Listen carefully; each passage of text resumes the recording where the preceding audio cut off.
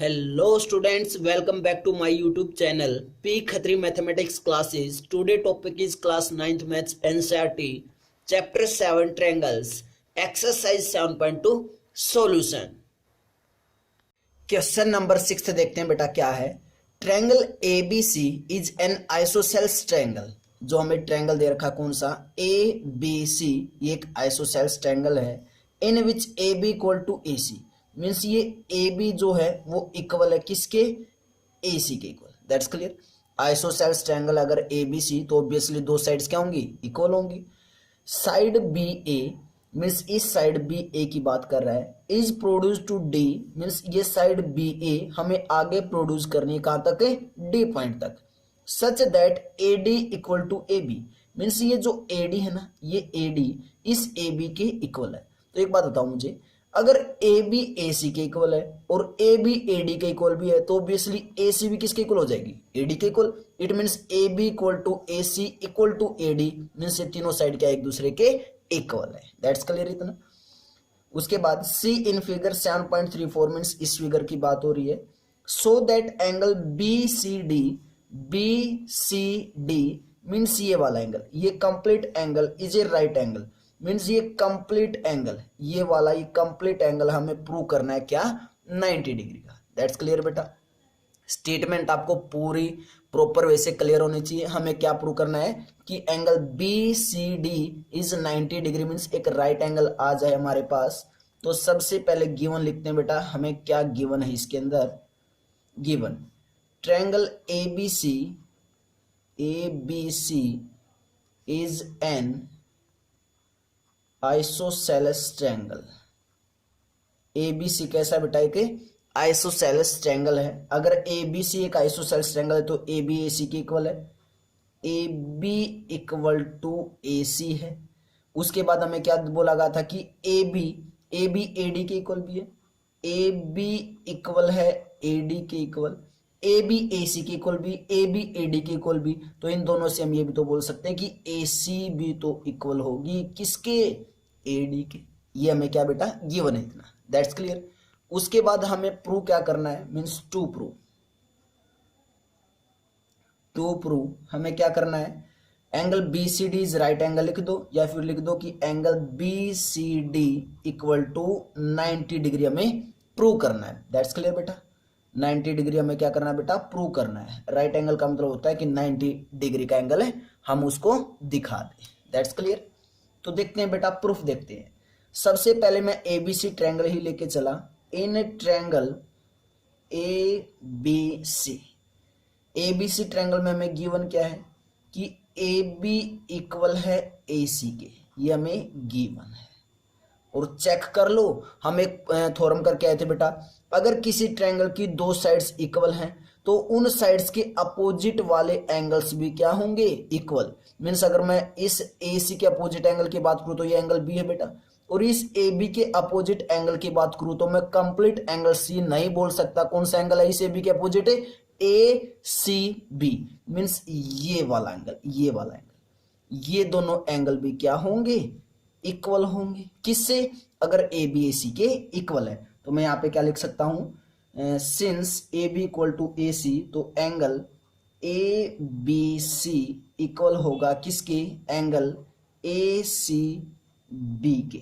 और साथ में रीजन लिख देंगे क्या कि एंगल्स अपोजिट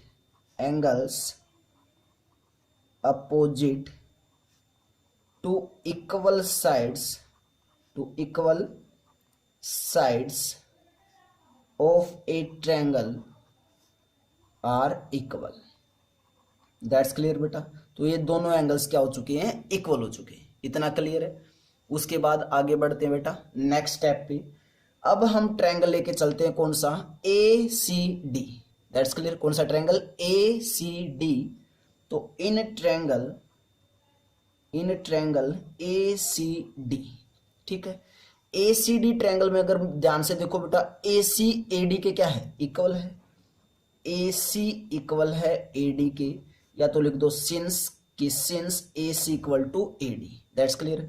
और चेक कर लो, अगर AC AD के इक्वल है किस ट्रायंगल में, ACD में, तो क्या इन साइड्स के जो अपोजिट एंगल्स होंगे वो भी क्या होंगे, इक्वल होंगे। इस AD के अपोजिट एंगल की अगर मैं बात करूं, AD के अपोजिट एंगल की बात करूं तो बेटा ये है, और इस AC के अपोजिट एंगल की बात करूं तो एंगल ये है। That's clear. मैं इसके अंदर 3 ये लगा देता हूं बेटा निशान, ताकि आपको पता चल जाए कौन सा एंगल किसके इक्वल है। That's clear. तो मैं लिख सकता हूं यहां से क्या, कि एंगल कौन सा angle,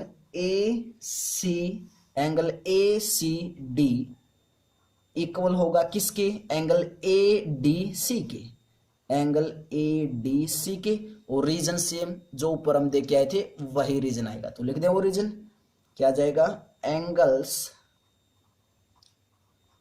opposite to equal sides of a triangle are equal. That's clear बेटा। हमसे क्या मिल गया कि angle ACD equal angle ADC के, और यहां से मिला था कि angle ABC equal angle ACB के। क्लियर यहां तक। उसके बाद इन ट्रायंगल, अब की बार हम ट्रायंगल लेके चले, कौन सा, ट्रायंगल DBC। चेक कर लो बेटा, चेक करवा देता हूं कौन सा DBC ट्रायंगल। DBC ट्रायंगल कौन सा है, ध्यान से देखना है। This is D point, this is B point, this is C point, means इस कंप्लीट ट्रायंगल को लेके चले, और किसी भी ट्रायंगल के तीनों एंगल्स का सम क्या होता है, 180 डिग्री होता है। तो मैं लिख सकता हूं कि angle D plus angle B plus angle C plus angle C लिखने का मतलब क्या है कि कंप्लीट एंगल की मैं बात कर रहा हूं, तो इट मीन्स तीनों एंगल्स का सम क्या होगा, 180 होगा ऑब्वियसली। तो मैं यहाँ पे क्या लिख सकता हूं कि angle B plus angle C plus angle D equal to 180 degree. साथ में रीजन दे देंगे क्या, angle sum property, angle sum property of a triangle. कौन सी लगा दी हमने, angle sum property of a triangle लगा दी। That's clear. अब जो एंगल बी है, क्या इस एंगल बी को मैं लिख सकता हूं, फिगर के अंदर ध्यान से देखना बेटा, क्या मैं इस एंगल बी को लिख सकता हूं, एंगल ABC, बिल्कुल लिख सकते हैं।